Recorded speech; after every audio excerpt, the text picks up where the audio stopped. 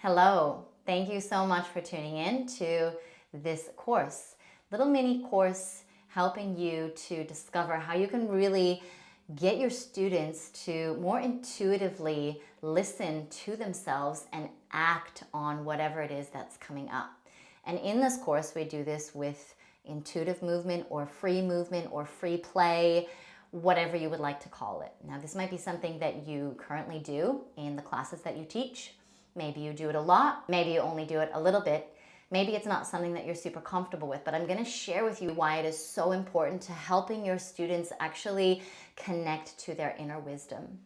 Now, when our students come in and they practice, generally we want them to do what feels right for them, but oftentimes they end up overriding their own personal needs because they get distracted by maybe the other people around them, or they have a tendency to follow along with what the teacher is doing almost too much. So how do we as teachers get our students to actually listen to what it is that they need? Not only listen, but act on that as well. And that's really what this is about. Now, the very first thing that is important to know when it comes to the foundations of cultivating and facilitating inner wisdom for your students through intuitive movement or free play or free movement, whatever you want to call it, is that a lot of them will feel a little bit embarrassed, hesitant, and just also have no idea what they should do, how they should even move their bodies, because they're so accustomed to someone telling them what to do. And they might feel quite vulnerable in this process as well. But I just invite you to think about this. When you see a child, they move in a very uninhibited way. They are not concerned about what other people think about them because they're so connected in to their bodies. And this is something that we lose. We have a tendency to lose as we move into adulthood.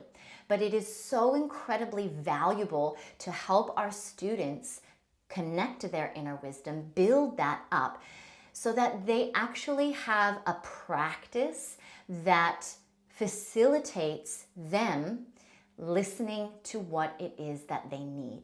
That's why guiding intuitive movement, guiding free play, whether it's semi-structured or very unstructured, that's why it is so important for your students. So if you want to bring more of that inner wisdom in through your yoga teachings for your students, that's what we're going to be exploring. Now, it is great and highly beneficial for us to have structured movement, right? We do this through asana.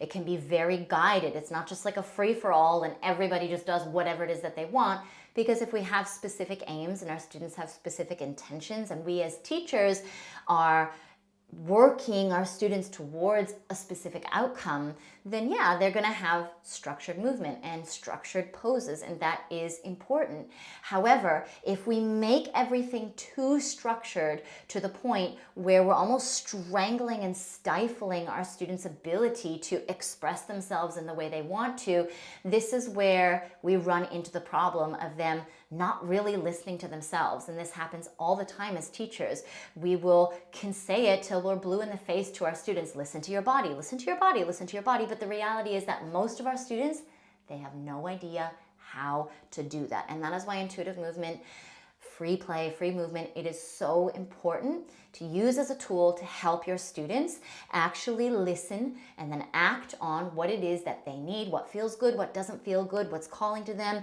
how can they move in a way that's aligned with their intentions, so that when they get into some of the more structured stuff, some of the more guided asana, where we are asking them to focus on specific alignment, they can still connect with an inner wisdom that they have about how they move their body. They're not cutting themselves off from that just because they're doing something structured. They're simply just using the structured guidance and still connecting to what it is that they intuitively feel that they need, or aligning their actions with their intentions and their goals and the outcomes they want. They're just aligning that stuff and they're coupling that with something that is more guided and more structured. But we never want them to lose that. And that is why intuitive movement is so, so important.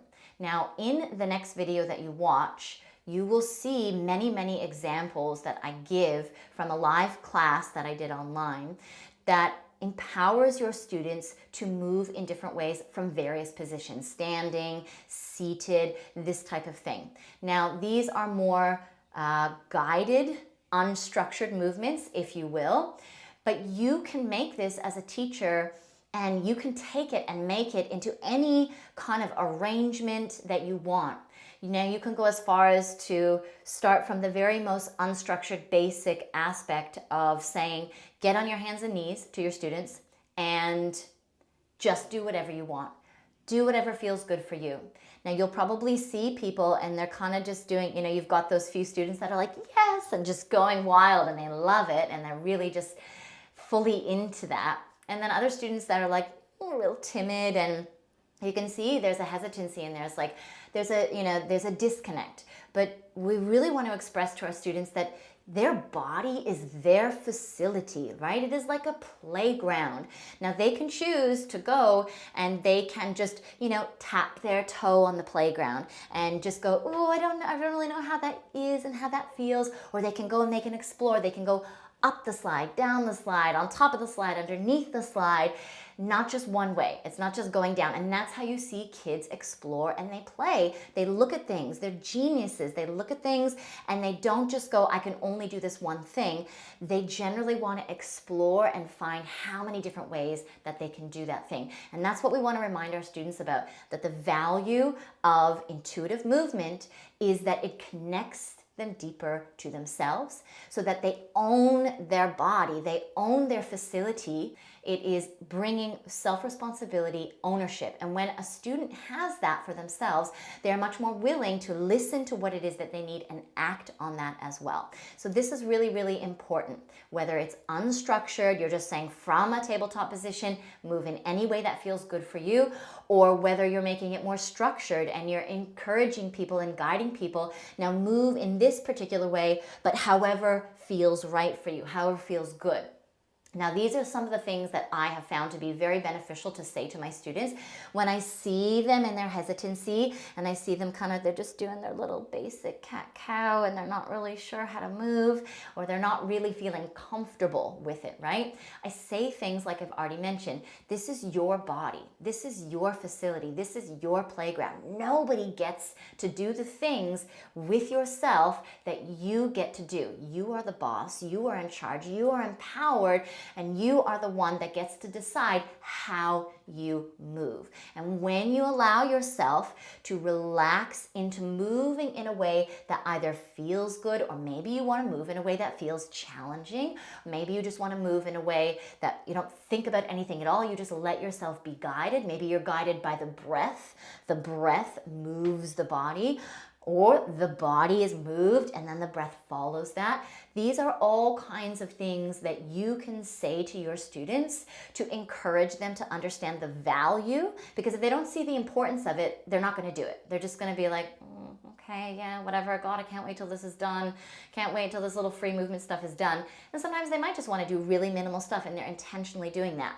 But for the most part, you see that hesitation. So you have to let them know this is why it's important. Allowing yourself to connect into how you want to move in an uninhibited, empowered, free way allows you to actually set the foundations and a platform for getting more from your practice. Why? Because you've come here to connect with yourself. You haven't come here to disconnect with yourself. These are the kinds of things that I like to share with my students. You have come here to connect deeper to yourself. And part of that is stepping into your body, owning your facility, owning the things that make you you within your physical self, and then those desires that you have about how you would like to move. I also like to say, there's nothing right or wrong about this kind of movement. There is no right or wrong way to do this kind of movement. You simply allow yourself to just feel into it and then decide and be guided to whatever way you want to be guided by. I also find that it's really, really valuable to share with my students that it's okay if they're feeling a little bit timid. right? Like, it's okay. Sometimes I'll say, some of you are here and I can see you're really going big with your movements. Your movements can be big and take up a lot of space and be really expressive, or your movements might be a little bit more insular and a little bit more minimal and a little bit more microscopic. Both have high value. But no matter what, allow yourself to observe how this feels for you. Are you feeling challenged by it? Are you feeling confronted by it? This is your body. That's why I always come back to. And if you want to set the foundations for connecting deeply to yourself, then there is a process and a practice of letting your maybe conditioning or your fears, letting those things soften over time so that you can begin to move in a way that really allows you to connect with your inner wisdom and feel safe within your movement. And it always comes back to you as the teacher reminding your students that the movement that they choose to do, the way that they allow themselves to explore, is going to reflect within the way that they do their asana and their more structured yoga practice. And it plays out in the sense of them either doing what they need or doing what they think they need to do based off of yoga idyllic standards or someone else around them or what the teacher is doing or what the teacher is suggesting. So who do they want to be the captain of their ship? I can guarantee most people would say, well, I want to be the captain of my own ship. So these are things that you can share with your students if they want to really step into their power, take ownership, be empowered, be responsible, and then as a result, create a much deeper, profound connection with themselves, tap into their inner wisdom. Free movement, intuitive movement, free play is an amazing start for them to do that. So I highly recommend having some type of structured or unstructured, guide, very heavily guided or not hardly guided at all, some type of intuitive movement opportunity for your students. I love doing this at the beginning of class. And then if I see that people are kind of disconnecting from themselves a little bit, I'll do it at various points throughout the practice just to bring them back into what feels good for you, what feels right for you. Do you want to do something that's challenging right now? Connecting them back in. And when they're connected to themselves, that's when they're going to get the most from their practice. And you as a teacher, that's when you're going to feel fulfilled because you are aligned with your students being empowered. And that is going to be such a massive, massive benefit for your students in order for them to see progression. When you move them, you encourage them, and you get them to really trust and explore and experiment with their own personal facility. So those are my foundational cues and components to the relevance and the importance of guiding something like this in your classes. In the next video, you're going to see a bunch of examples through a live class sample of how you might play around with that type of thing. I'm looking forward to you seeing that. I hope you enjoy it.